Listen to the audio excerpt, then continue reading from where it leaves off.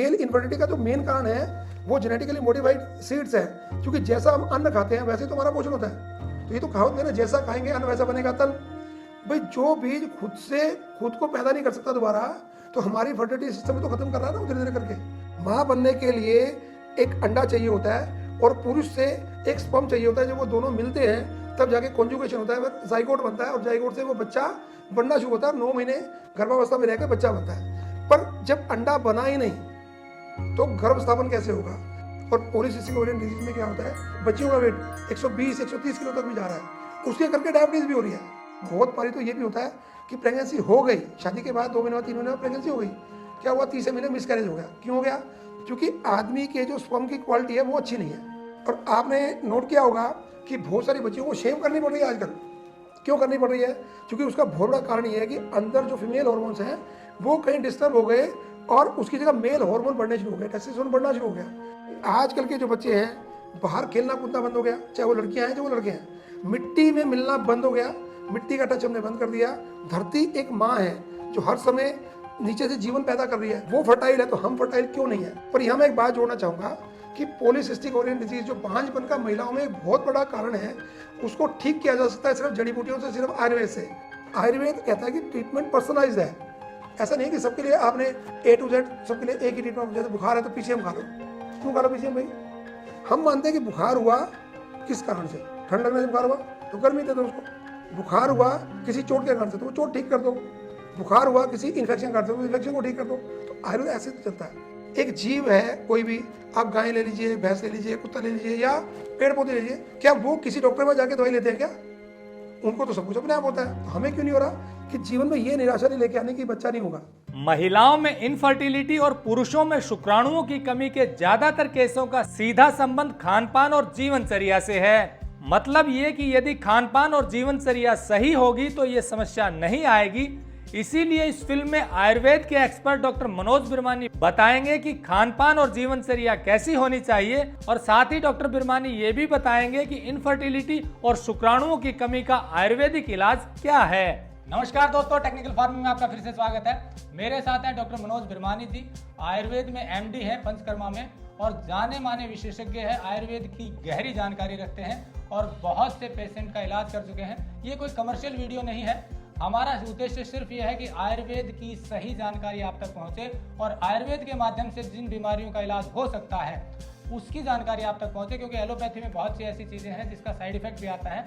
तो आज डॉक्टर साहब बताएंगे कि महिलाओं में जो इनफर्टिलिटी की समस्या है, बांझपन की समस्या है, वो बढ़ती जा रही है, वो क्यों बढ़ रही है और उसका आयुर्वेद में क्या इलाज संभव है, इसकी पूरी जानकारी लेंगे। वीडियो को अंत तक जरूर देखिए, क्योंकि आज की तारीख में ये एक बड़ी समस्या है और जिस महिला को ये समस्या हो जाती है उसे कई कठिनाइयों का सामना करना पड़ता है। तो इसीलिए चलिए डॉक्टर साहब से जानते हैं इसका क्या इलाज। टेक्निकल फार्मिंग चैनल को सब्सक्राइब करें और बेल आइकन भी दबाएं ताकि आगे आने वाले वीडियो की नोटिफिकेशन आपको मिलती रहे। एक बीमारी जो हमने अभी चर्चा की जिसको हम बांझपन बोलते हैं, और हमारी जो भारतीय परंपराओं में बच्चा होना यानी एक माँ बनना, ये अपने आप एक गौरव का विषय है। और जो महिला माँ नहीं बन पाई उसकी समाज में क्या कदर होती है, कितनी कदर होती है, वो हम सबको मालूम है, उस पर चर्चा करने की जरूरत नहीं। पर ये बीमारियाँ आती क्यों हैं? हम अपने आप को सो कॉल्ड मॉडर्न कहना शुरू कर गए।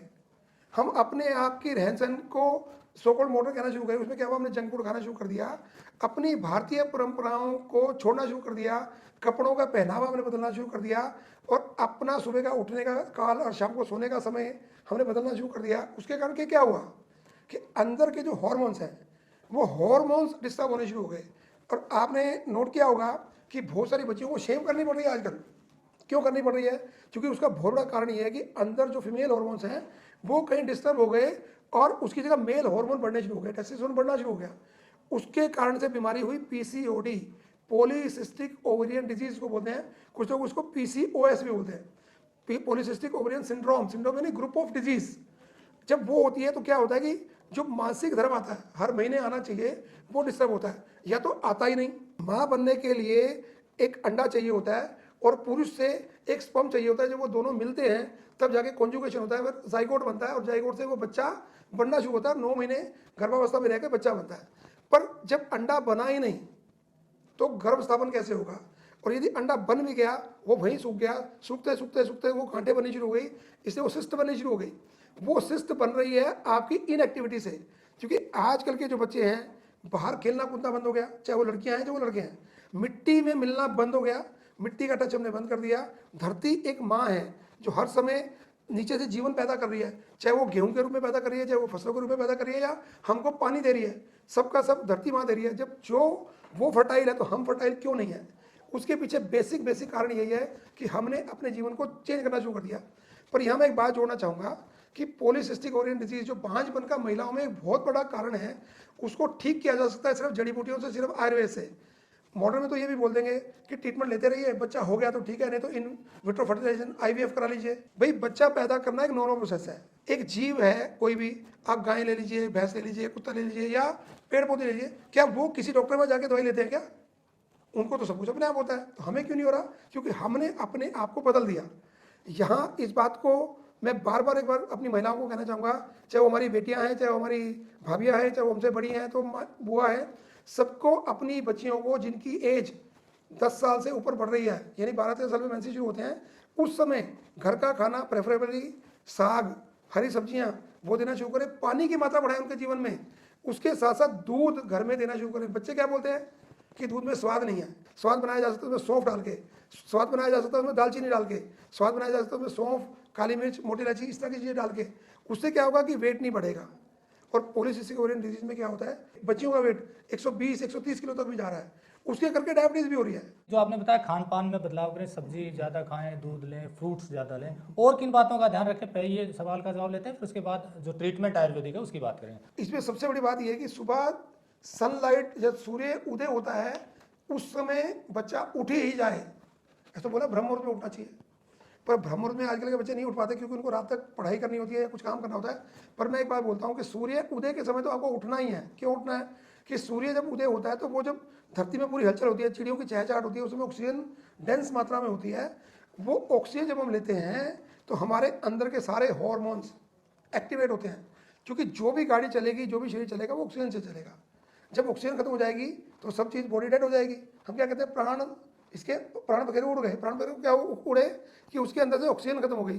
तो यहाँ विषय ये है कि सूर्य उदय पे उठना और उठकर फ्रेश होकर बाहर जाना और अपने बॉडी की हड्डियों को मजबूत करना, विटामिन डी को मजबूत करना, उससे आपका डाइजेशन स्ट्रॉन्ग होगा। जब डाइजेशन स्ट्रॉन्ग होगा तो रस, रक्त, मांस, मेद, अस्थि, मज्जा, शुक्र, आदमियों में स्पर्म्स, औरतों में अंडा, ये दोनों बहुत अच्छी क्वालिटी के और बेस्ट क्वालिटी के होंगे। इससे अगला स्टेप है इम्यूनिटी। यदि आपके पास ब्रह्मचर्य का पालन आपने किया 25 साल की उम्र तक, तो आपके अंदर एक ज्ञान बढ़ेगा, आपकी स्ट्रेंथ बढ़ेगी, आपका इम्यूनिटी बढ़ेगी, और उसके बाद जब आपका विवाह होगा तो तुरंत वो आपकी जो फर्टिलिटी की समस्या वो रहेगी नहीं। इसके लिए करना क्या, सुबह सूर्य उदय से पहले उठना, फिर शांति से बैठ के नाश्ता करना, स्नान आदि करके भगवान का नाम लेके शांति से नाश्ता करना। फिर अपनी ड्यूटी पे आप जा रहे हो तो ड्यूटी पे भी धैर्य से एक समय में एक ही चीज़ पे ध्यान देना। उसके साथ साथ हम कहते हैं चलो कभी कभी तो जंक फूड खाया जा सकता है। मैं एक बात बोलता हूँ, बड़ा कॉमन एग्जांपल देता हूँ। ये कांच की टेबल है, इस पर अभी हम दोनों ने सोचा कि एक पत्थर मार के देखे टूटेगी कि नहीं टूटेगी। अरे कांच और पत्थर का तो वैर है, तो टूट ही जाएगा ना। हमने एक बार जंक फूड खाया, हमने रोज खाया, बात तो एक ही होने वाली है। और ये जंक फूड क्या हमारी कल्चर का हिस्सा है? बिल्कुल नहीं है। यदि आपको जंक फूड खाना भी है ना तो अपनी माँ को बोलिए कि मुझे घर पे चीज़ बना के दे। मतलब जो जंक फूड खाते हैं उससे भी काफ़ी डिस्टर्बेंस होती है, हार्मोन चेंज होते हैं। और आपने एक बात और की, जो बीज जो आए हैं, हाइब्रिड बीज आए हैं या जिन जेनेटिकली मॉडिफाइड बीज आए हैं, उनके कारण भी समस्या हो रही है। बिल्कुल हो रही है। मेल इनफर्टिलिटी का जो मेन कारण है वो जेनेटिकली मॉडिफाइड सीड्स है, क्योंकि जैसा हम अन्न खाते हैं वैसे तो हमारा पोषण होता है। तो ये तो कहावत है ना, जैसा खाएंगे अन्न वैसा बनेगा तन। भाई जो बीज खुद से खुद को पैदा नहीं कर सकता दोबारा, तो हमारी फर्टिलिटी सिस्टम तो खत्म कर रहा है ना धीरे धीरे करके।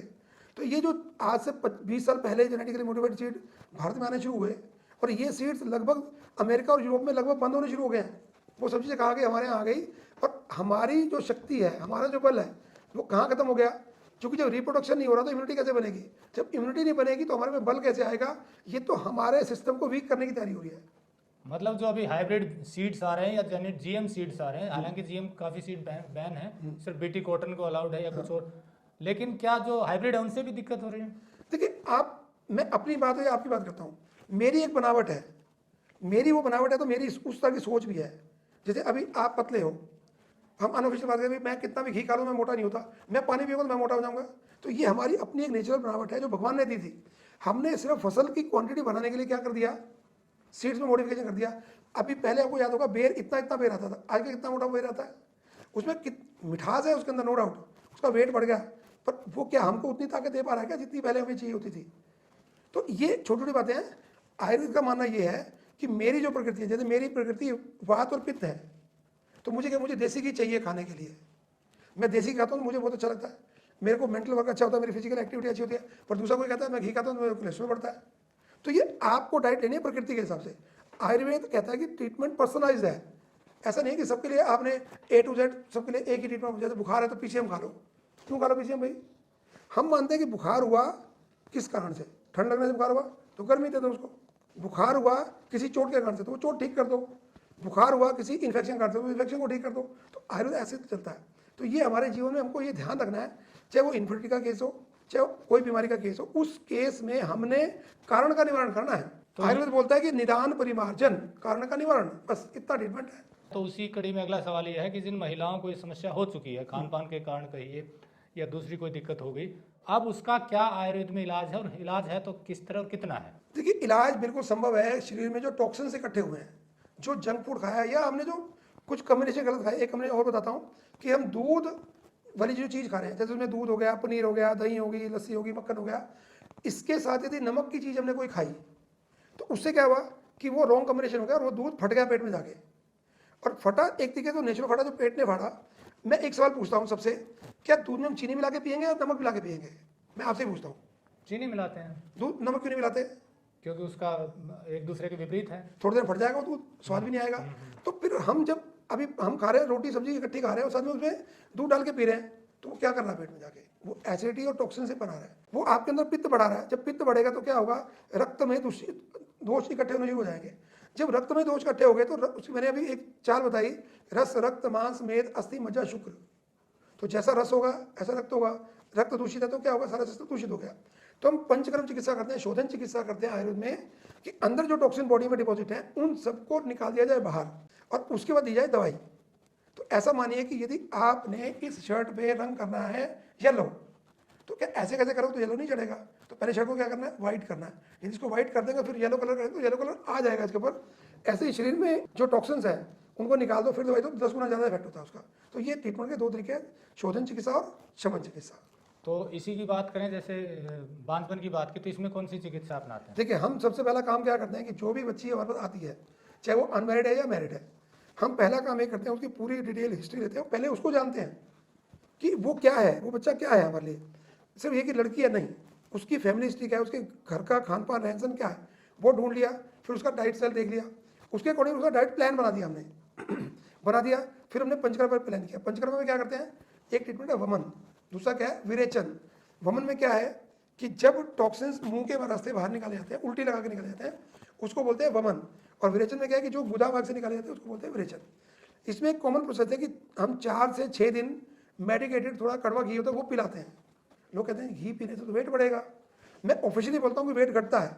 उससे क्या हुआ कि जो आपका सिस्टम है अंदर का टॉक्सिन निकले, वो पीते पीते वो बच्ची क्या बोलती है मेरा वेट घट रहा है।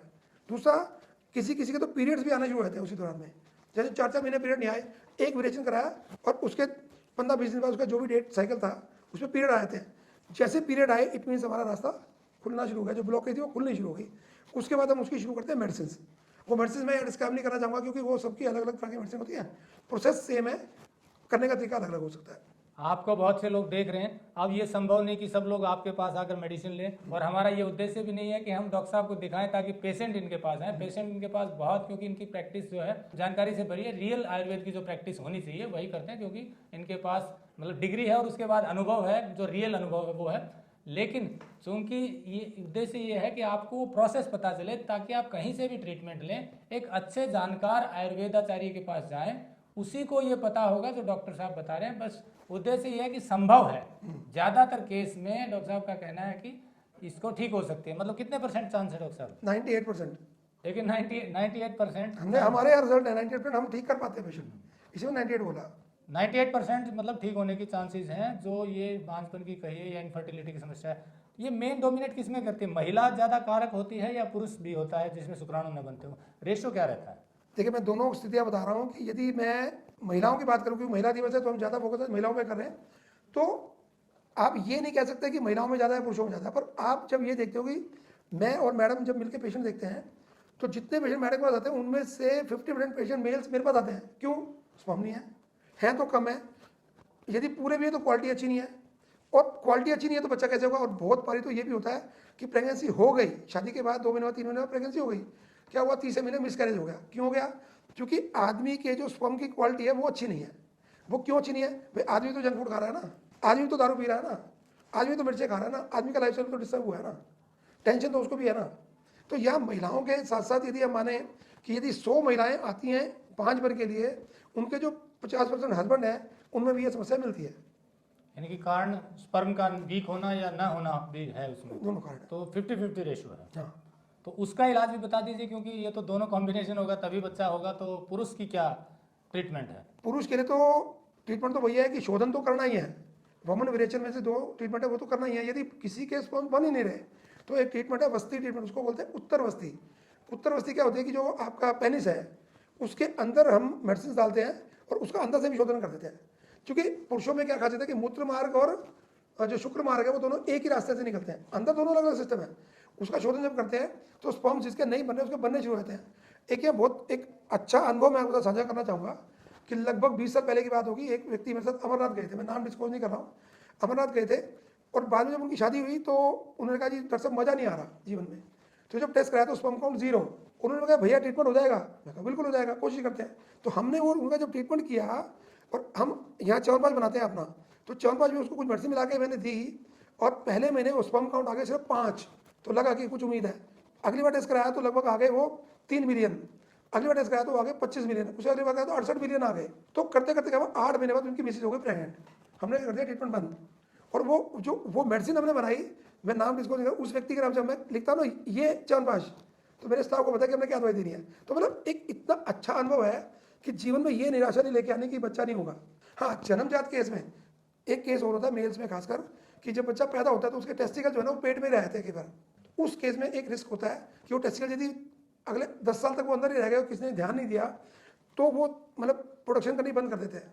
सिर्फ एक वो केस है कि जिसमें हम स्पर्म्स नहीं बना सकते, बाकी सभी केसेस में हम स्पर्म बना सकते हैं। तो अब लास्ट में डॉक्टर साहब ये भी बता दीजिए, क्योंकि जैसा हमने कहा कि सब लोगों के लिए पॉसिबल नहीं है पहुंचना, तो एक कॉमन क्या ट्रीटमेंट के लिए किस डॉक्टर के पास जाए? जाने से पहले आयुर्वेद में अगर कराना है तो क्या ध्यान रखें कि डिग्री हो या प्रैक्टिस ठीक हो?